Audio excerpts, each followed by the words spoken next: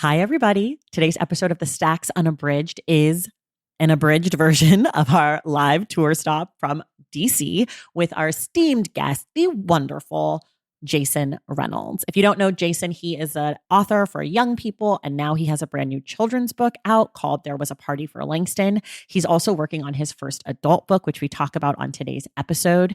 I did want to give you a quick heads up. The audio on this conversation is not great. We did record this in a comedy club, so you are going to hear a little bit of chatter. Nothing we can do about it, but I promise the episode is worth it. Last thing I want to say, if you're listening to this and you only get about the first 10 minutes of our conversation, that means you're not a member of the Stacks Pack yet. What you need to do is go to patreon.com/thestacks and join the Stacks Pack to get the full conversation and all of our bonus episodes. By joining the Stacks Pack, you make it possible for me to make the show every single week. Plus, you earn perks like our monthly bonus episodes, aka this, and access to our Discord channel, plus our monthly virtual book club meetups, discounts on merch, shout outs on the show, and a lot more. So head to patreon.com/thestacks, join the Stacks Pack, and enjoy the full unabridged version of this episode.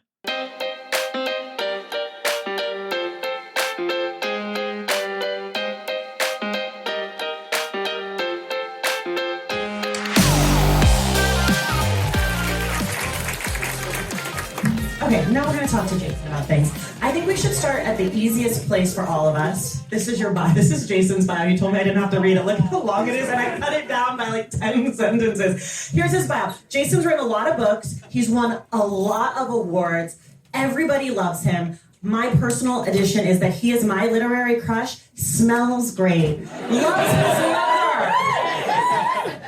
Where did that one go? And he's tall. And the pants. But we're gonna get to the pants. Let's start with Ghost. Okay. How did Ghost come to be? How did Ghost come to be?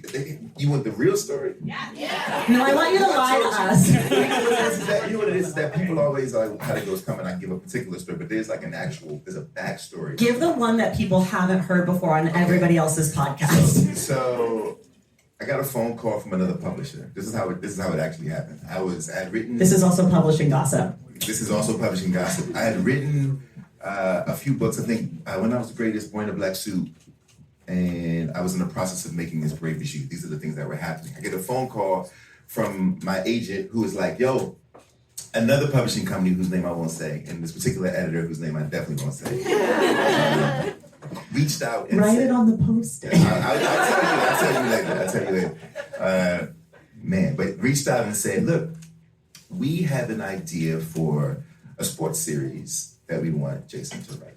Right?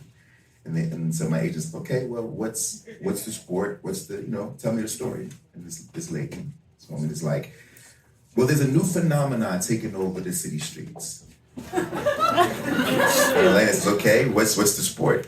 And the lady says, they call it street ball. As in basketball. I'm familiar. Like basketball outside, which is the basketball I grew up playing, right? It's like, I'm like, this isn't a phenomenon. And then we wanted to be like a rags to riches story. We wanted to be We wanted to be like a rags to riches story about these some poor kids who are like street ballers, and this is what ends up saving their lives when a coach comes in and yada yada yada yada yada, right? And my agent sort of says, okay, well, let me ask him, and then calls me and says, you ain't gonna do it, but I'm gonna tell you. I'm gonna tell you what this lady just told me. So she's breaking it down for me, and I'm like, I'm not. Anyone who knows me knows that I'm really particular about the way Black people are portrayed. I'm really particular about making sure that like we can tell stories that can be difficult, but there needs to be some dignity and some integrity because we live balanced and whole lives. And I'm not interested in the whole like, oh, this is a poor kid who basically basketball saves his life, right? And plus, those stories have been told, and some of them have actually been told really well. And so I'm like, I'm cool on that. But let's not tell my publisher that. Let's call my publisher and say, hey, there's another publisher who wants me to do this thing, right? They want me to write the sports series, and like, I'm thinking about doing it. And then my publisher is like, no. Don't do that with them. We'll give you a sports series. You can pick any sport you want. right? And I'm like, oh, all right, cool. Let me think about it, right? So why isn't it a figure skating book is what I'm trying to So the reason it's not a figure skating book is because I had to figure out, for me, I was thinking, how can I figure out a sport that every single human being can connect to if you are ambulatory, right? All you have to be able to do is walk. And this could be a story for you because everybody who can walk has run. Even if you don't run far or fast, we all know what it is to run. And so I was like, oh, I'm going to tell, and I ran track in school, so, right? So I was like, oh, I'm going to tell a story that feels equitable across the board. Because the reason why kids in the hood don't play hockey, because where am I get the ice? Where am I get all these pads and sticks? And like, it's expensive. Running, I just need some sneakers, right? And so I wanted to tell the story in that way. My buddy Matt lived down the street from me in the project, Southeast Washington, D.C. When we were growing up, his father tried to shoot him. Right now, you know where the story is coming from, right?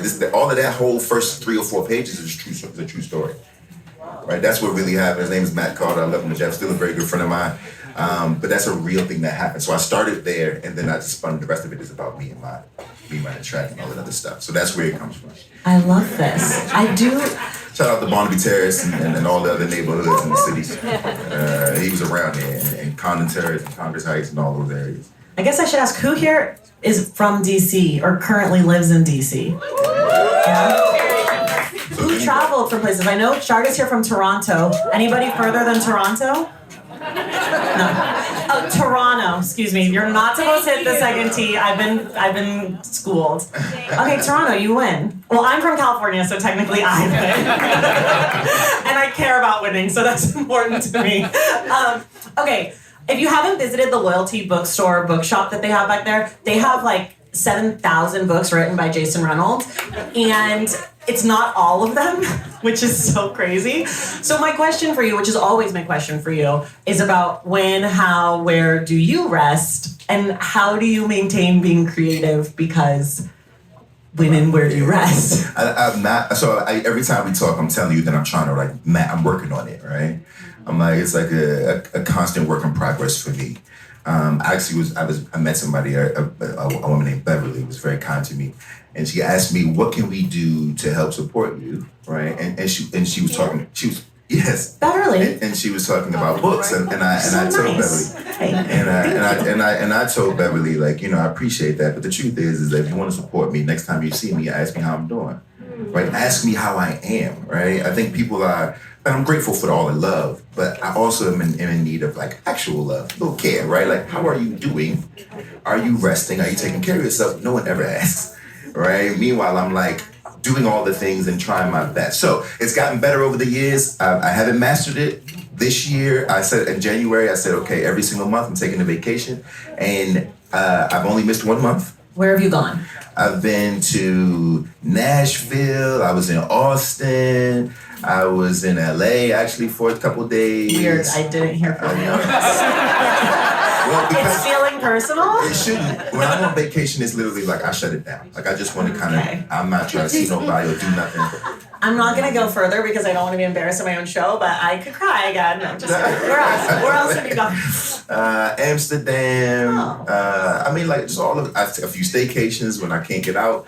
I, go to some places around here. Just enough to reset. And so that's been good for me. And do you feel like the more you write, the harder it is to rest, or the easier it is to rest?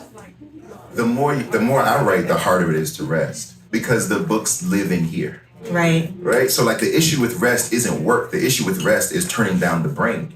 How do I turn the mind off, right? It's not always I'm working too hard. It's that I can't turn it off. Right. And so I'm in the bed.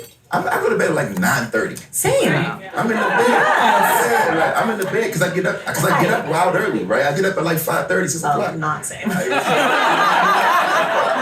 I get in the bed wild early, but I'm just in the bed. I'm not asleep, and so I got all kinds of stuff I'm working on, but I'm getting it.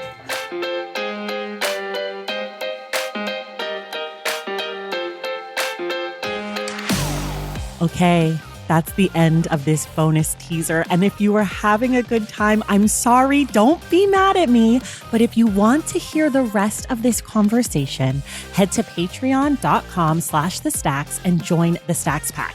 You get a bonus episode like this one every single month. And joining the Patreon makes it possible for me to make the stacks every single week for free. So if you enjoy the show, if you want to support the work of the stacks, if you want bonus episodes, access to our Discord, and a lot more, head to patreon.com/thestacks and enjoy.